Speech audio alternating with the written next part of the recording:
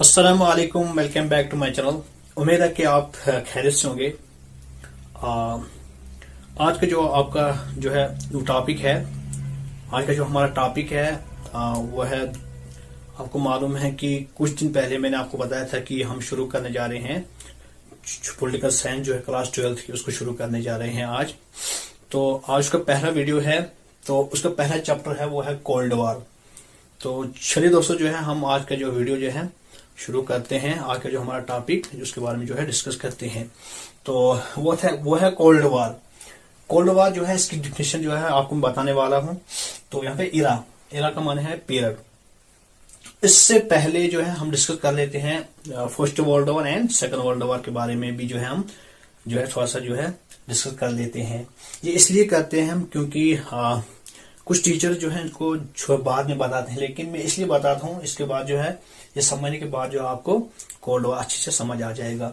तो world war first जो था ये 1914 में जो है 1914 में जो है ये शुरू हुआ। तो उसके बाद से 80 में जो है ये खत्म हो गया।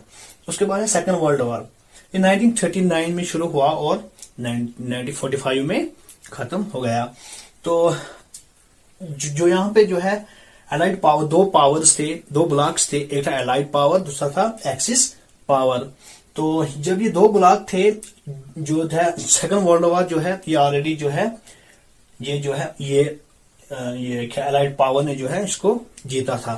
तो अब एलाइड पावर में यूएसए था और जो है ब्रिटेन था, फ्रांस एंड यूएसएसआर था, और जो है एक्सिस पावर था। तो इसमें जर्मनी, इटली एंड जापान था। आपको मालूम कि जो ये है जर्मनी, यहाँ पे जो है हिटलर ने यहाँ पे क्या किया था, तो वो आपको मालूम है कि हजारों जो है ज्यूज को जो है, हजारों नहीं बल्कि बहुत सारे ज्यूज को जो है इन्होंने मार दिया था ये जर्मनी में। तो उसके बाद था इटली और जापान। तो यहाँ पे जो यूएसए था, ये इनका हेड था। तो यूएसए जो था ये एक ऐसा मुल्क है कि अपना राज किसको नहीं बोलता है, क्योंकि ये ऐसे मिसाइल जो है बना रहा था ऑलरेडी, लेकिन इसके साथ जो बाकी ममालिक थे उनको ये मालूम नहीं था। इसके साथ ब्रिटेन था, फ्रांस था और यूएसएसआर था, लेकिन इनको भी ये जो है मालूम नहीं था। तो उसके बाद होता क्या है, यूएसए जो है ये ड्रॉप कर लेता है, ये जो है 2 बम जो है ये गिराता है किस पे, जापान पे। जापान के 2 शहर होते हैं, हिरोशिमा एंड नागासाकी।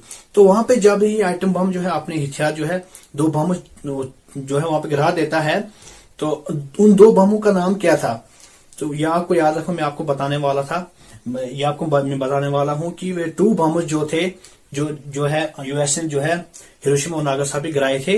एक था फैट मैन और दूसरा था लिटिल बॉय। फैट मैन जो है इसने जो है ये गिराया था किस पे, फैट मैन गिराया था इसने नागासाकी पे, और हिरोशिमा पे गिराया था लिटिल बॉय। तो यहां पे मैं लिख देता हूं fat man and little boy. तो ये 2 बॉम्ब्स थे यूएसए के जो इसने यूज किए थे जापान पे। तो उसके बाद यहां पे आता है ब्रिटेन, क्योंकि आपको मालूम है ब्रिटेन भी जो है ये एक ऐसा देश था, क्योंकि ये इन्होंने यहाँ पे जो है रूल किया था हिंदुस्तान पे, ये जो है ये काबिज हो चुके थे। तो हिंदुस्तान के लोगों पर ये इस तरह काबिज हो चुके थे कि यहाँ पे जो भी ये गुड्स बेचते थे, यहाँ उसकी जो भी इकोनॉमिक होती है उसको ले जाती थी ब्रिटेन में। तो लिहाजा ये अपना शो जो है वो दिखाने के काबिल था, तो इसलिए जो है ये इकोनॉमिकली स्ट्रांग था। उसके बाद होता क्या है, जब यानी कि यहाँ आप देख सकते हैं सेकंड वर्ल्ड वॉर 1939 में शुरू हुआ, 1945 जो है तक रहा। उसके बाद जो खत्म, क्योंकि अब कुछ टाइम रह गया था कि हिंदुस्तान ने जो है आजादी ले ली, हिंदुस्तान आजाद हो गया। तो होता क्या है, जब हिंदुस्तान आजाद हो जाता है तो ऑटोमेटिकली जो है ब्रिटेन की जो है इकोनॉमिक वीक हो जाती है, ये कोलैप्स हो जाता है। तो उसके बाद रहता है फ्रांस की भी यही हालत होती है। उसके बाद यूएसएसआर, ये 14 कंट्री जो थी ये मिलके जो है यूएसएसआर बना था, जिसको आज हम कहते हैं रशिया, या उर्दू में हम कहते हैं इसको रूस। तो ये भी जो है ये भी डिसइंटीग्रेट हो जाता है, अलग अलग हिस्सों में बांट जाता है।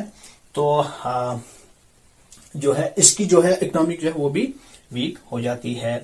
तो इसके बाद जो है दोस्तों 2 ताकतें रह जाती हैं, वो है यूएसए एंड यूएसएसआर।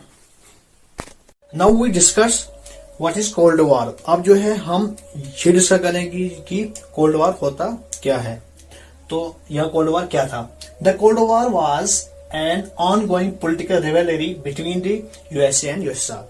क्योंकि जब यूएसए जो है 2 बम्स गिराता है हिरोशिमा और नागासाकी पे, उसके बाद जो है बाकी देश भी जो है वो भी आहिस्ता आहिस्ता उनकी इकोनॉमी जो है वीक हो जाती है। तो इसी तरह ये होता है, जर्मनी के साथ भी ये होता है, और जापान भी जो है वो भी इसी तरह जो है कोलैप्स हो जाता है। तो वहां पे 2 ताकतें आती हैं, 2 ब्लॉक्स आते हैं, वो है यूएसए और यूएसएसआर। जब ये यूएसए और यूएसएसआर आते हैं, इनके दरमियान जो भी आपस में जो है ये रिवेलरी होती है, उसको हम कहते हैं, उसको पॉलिटिकल में कहते हैं कोल्ड वॉर। उसको हम पॉलिटिकल में कहेंगे कोल्ड वॉर। तो आप देखना कि ये टर्म किसने दी। 1947 में एक शख्स था बर्नार्ड बारुच। तो जो है सबसे पहले जो इन्होंने जो है ये टर्म यूज की, कोल्ड वॉर जो है ये टर्म इन्होंने यूज की। जो आप इसको याद रखना, क्योंकि आपके एग्जाम में आता है कि सबसे पहले जो है ये टर्म किसने यूज की। उसका नाम था बर्नार्ड बारुच। 1947 में जो है ये टर्म जो है इसको यूज करता था। लेकिन इसके पहले और एक आदमी था, उसका नाम था ऑरविल। शायद ऑरविल एक शख्स था, वो अपनी एक जो है ऐसे एक ब्रिटेन जो है मैगजीन होती है, उसमें वो यूज करता है you and the atom bomb. उसमें भी जो है इसकी तरफ थोड़ा सा जो है इशारा करता है। उसने भी जो है अपनी उस मैगजीन में जो है यूज किया था कोल्ड वॉर। लेकिन सबसे पहले जो है इसने, जो ये शख्स था बर्नार्ड बारुच जो है, इसने जो है इस टर्म को यूज किया। तो इसी तरह से जो है ये कोल्ड वॉर जो है शुरू हो गया इन दोनों देशों के दरमियान आपस में। तो लेकिन इसमें हथियारों की जरूरत नहीं पड़ी इनको, बल्कि ये देख रहे थे कि जो यूएसए था ये जो है आपस में जो है ये अपने जो है हथियार बना रहा था। क्योंकि इसने आगे जो है इससे पहले जो बना चुके, ये जो है न्यूक्लियर हथियार जो है बना चुका था। वो हमें यहां साबित होता है कि जब इसने जो है अटैक किया किस पे, जापान के 2 शहरों पे। तो इसीलिए जो यूएसएसआर था ये इसको इल्जाम देता था कि आपने जो है न्यूक्लियर वेपन जो है वो बना रखे हैं। लेकिन जो है ये इस बात को इनकार करता था टोटली। तो यही आपस में इनका जो टेंशन था, ये रिवेलरी थी, तो इसको हम कहेंगे कोल्ड वॉर। तो यहाँ पे जो है आज का जो है हमारा वीडियो जो है खत्म होता है। उम्मीद है कि आपको समझ आ गया होगा।